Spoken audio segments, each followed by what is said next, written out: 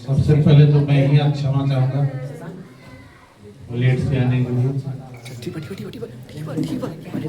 इसके दो कारण हैं। एक तो मेरा अपना पर्सनल कारण, और दूसरा जो हमें पहले बोले थे लोग कि 17 तारीख को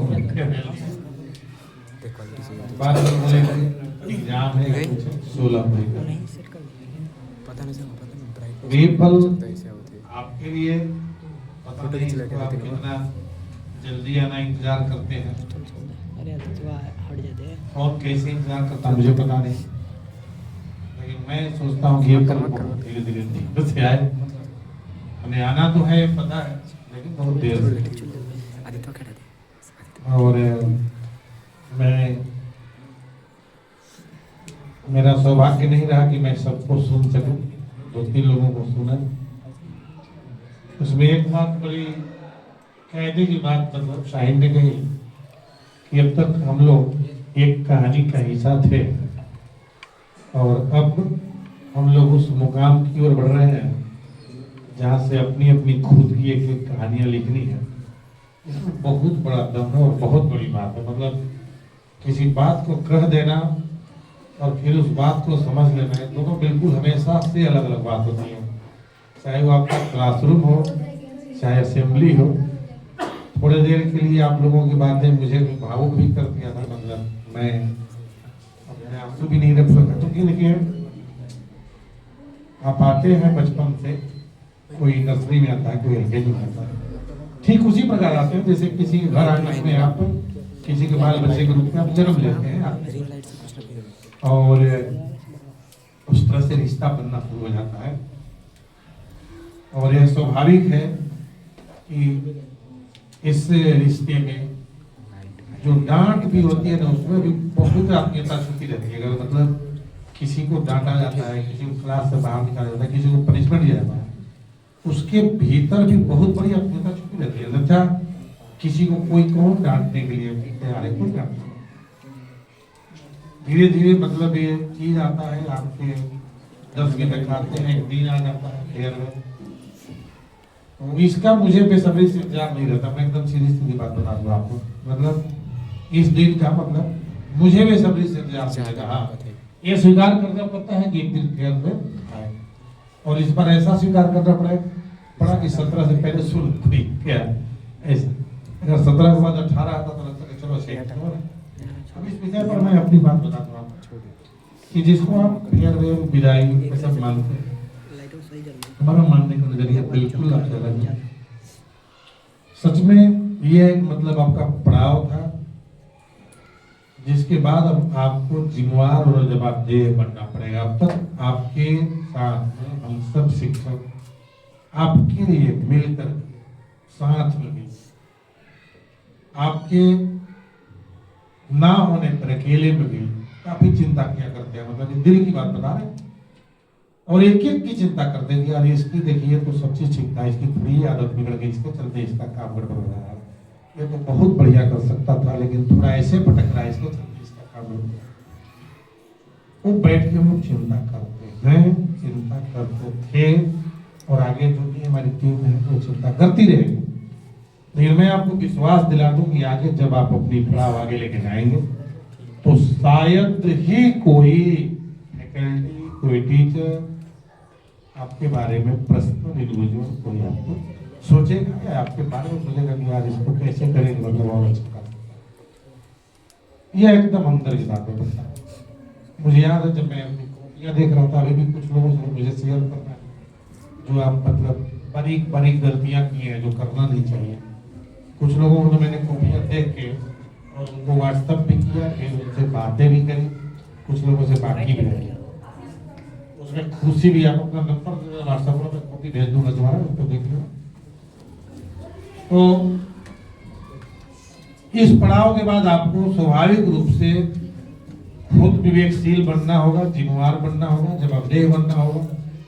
यहाँ कुछ गलतियां करते थे तो हम लोग उसको सुधारते थे, उस पर डांटते थे, आपको मतलब प्रयास करते थे कि भाई आप पटरी पर जितना हम लोग चाह रहे थे ये मुझे पता नहीं कि आप उतना या नहीं है, लेकिन इतना पता है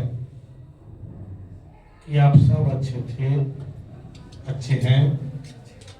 कुछ आदतें आपकी गड़बड़ थी, उसको अच्छे कर लेंगे, बाद में और अच्छे बन जाएंगे। क्योंकि हम आपके, हम नहीं, हम मतलब हम सब पूरे टीचर का प्रतिनिधित्व कर रहे हैं।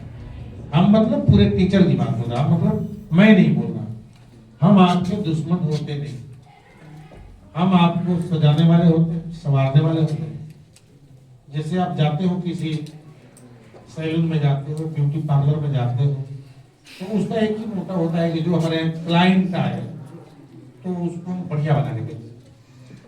ठीक उसी टाइप के अपन विद्यालय में एक मोटो होता है कि जो भी हमारे यहाँ जैसे भी आ गए तो उसको व्यवहारिक रूप से, संस्कार के रूप से, पढ़ाई लिखाई के रूप में मतलब बेहतर से बेहतर बना के भेजो, और उसी में फिर अपनी खुशी होती है।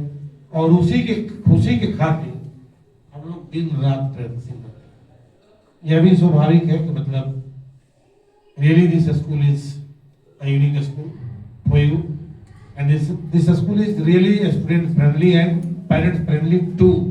कई बार आप देखते होंगे कितने बच्चों के साल साल के फीस जमा होते हैं, उनको भी हम लोग झेल लेते हैं।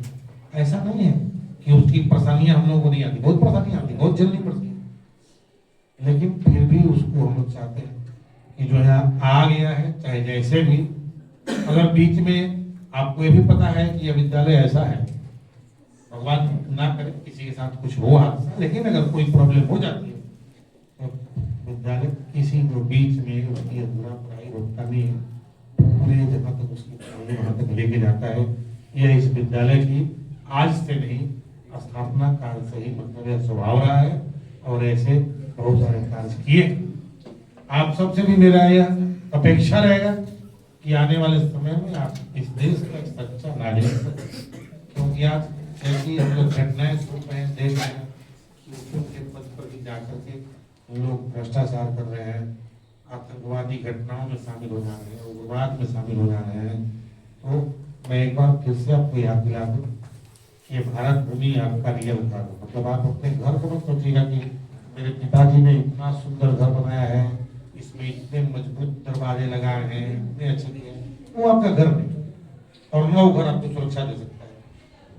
जब भारत की भूमि पूरी सुरक्षित रहेगी और भारत के सारे लोगों का पेट भरा रहेगा और भारत के सारे लोग सुखी रहेंगे, तो आप अपने आप को सुखी महसूस कीजिए, ऐसा भाव लेकर यह भाव अगर आप रखते हैं तो सच मानिए धीरे धीरे हम लोग फैल करके चारों ओर इस भाव को फैला करके चारों ओर, जाति के बंधन से ऊपर, धर्म के बंधन से ऊपर, एक ही हम लोगों का कर्तव्य है, मानव धर्म।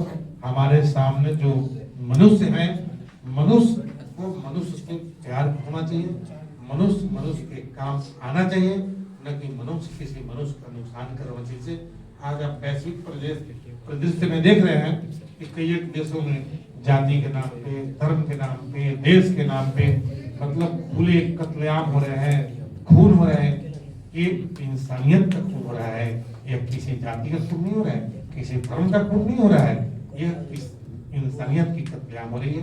इसलिए मैं एक बार फिर आप सबसे हाथ जोड़ के गुजारिश करूंगा कि आने वाले समय में आप एक ऐसी सोच विकसित करें, एक ऐसी व्यवस्था विकसित करें कि कम से कम हम सब मिलजुल करके अपना, अपने देश, अपने राष्ट्र का कल्याण करते हुए जो जिंदगी मिली है उसको जीते हुए हम लोग फिर जिसको भरे हुए हृदय से सबको बहुत बहुत शुभकामना, बहुत बहुत आशीर्वाद। और फिर एक बार मैं थोड़ा सा अपना वो प्रकट करूंगा कि मैं आज पहली बार सबका नहीं सुन सकता, तो रिकॉर्डिंग बाकी नहीं है। ठीक है, बहुत बहुत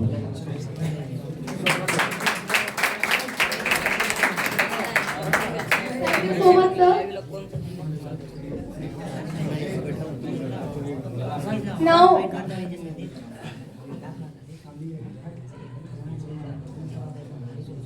Now I would like to invite Aditya Bhaiya to deliver his speech. Philosophy.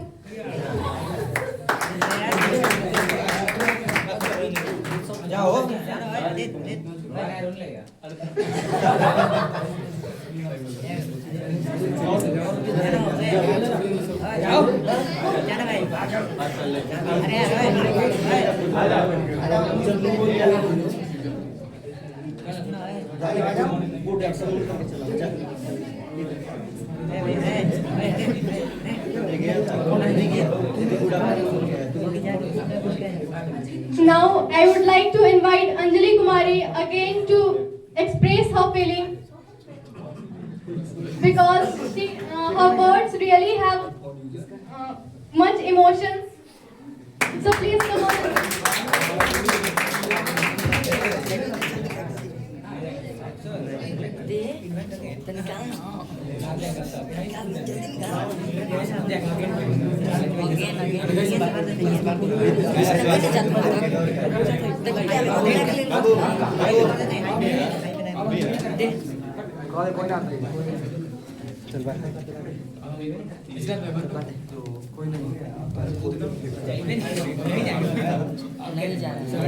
पीछे आओ, पीछे आओ, तू पीछे आओ।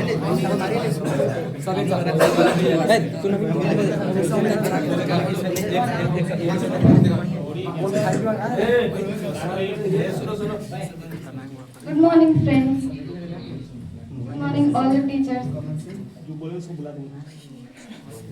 Today I am going to tell my experience about my school. आखिर में वो दिन भी आ ही गए जो अब जब भी याद आएगा बेहद याद आएगा। हाँ, ये फेयरवेल वाला दिन। इस फेयरवेल के साथ हम आज अलविदा कह चले हैं, एक अपनेपन के एहसास को भी, क्योंकि आज के बाद हम इस स्कूल के लिए पराये हो जाएंगे।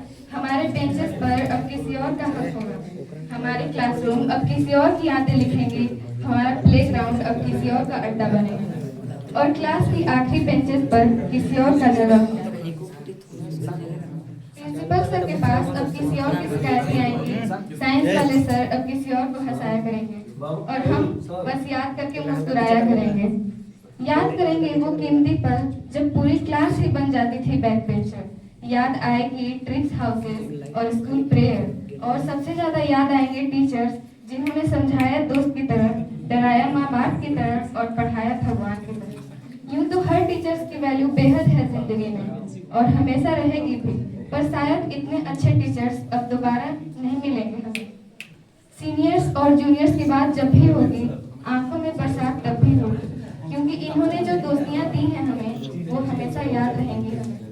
क्लासरूम की पढ़ाई याद आए या ना आए, फ्री पीरियड्स और मस्ती हमेशा याद रहेगी। वो हमारे ही क्लासमेट्स हम ही से झगड़ती याद आएंगे। ये कैंपस अब यादों में आया करेगा, हमें पास बुलाया करेगा। ये कैंपस अब यादों में आया करेगा, हमें पास बुलाया करेगा। पर बहाना नहीं होगा यहाँ आने का, पर बहाना नहीं होगा यहाँ आने का। हमेशा दुख रहेगा यहाँ से जाने का, हमेशा दुख रहेगा यहाँ से जाने का।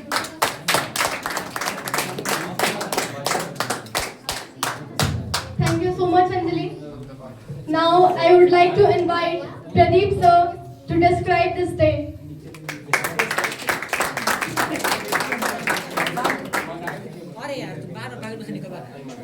गुड आफ्टरनून बच्चों।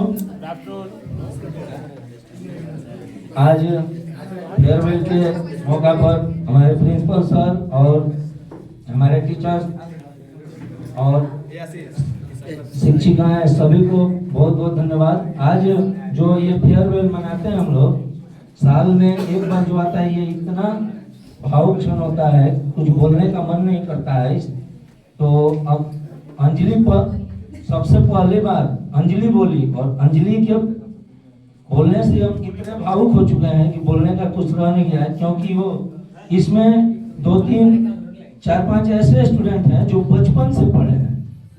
मतलब अंजलि है, साइन खातून, खुशी और वाइज में भी 2-3 लोग हैं, जैसे शशांक हो गए, ये सब 3-4 आदित्य भी हैं, आदित्य जो तिलोथू वाले हैं, ये सब बचपन से पढ़े हुए हैं। तो अब इनके लिए क्या कहना है, हम लोग को तो बहुत बहुत दुख हो रहा है कि आज हमारे बीच मतलब ये लोग हमको छोड़ के हम लोग को जा रही हैं। मतलब ये मत सोचिएगा कि आप इस स्कूल से विदा हो रही हैं तो हम लोग का माया आपके लिए कम हो जाएगा। जहाँ जाएं आप लोग बहुत तरक्की करें और जो यहाँ जो पढ़े हुए हैं ऐसा नाम रोशन करें कि हम लोग का हो कि हाँ भाई शिशु संस्कार केंद्र के बच्चे हैं हम लोग, और ये क्या बोलते हैं उसको कि शिशु संस्कार केंद्र के बच्चे पढ़े हुए हैं और हम इतना आगे गए हैं कि हमारा भी नाम रोशन हो और आपके माता पिता का भी नाम रोशन हो। बस इतना ही कहकर मैं तुम्हारी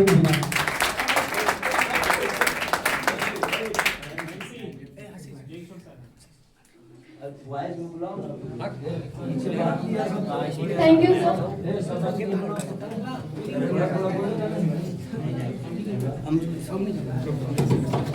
इसी के साथ मैं जय किशोर सर को उनकी भावनाओं को व्यक्त करने के लिए बुलाना चाहूंगी। जोरदार तालियों से सर का स्वागत करें।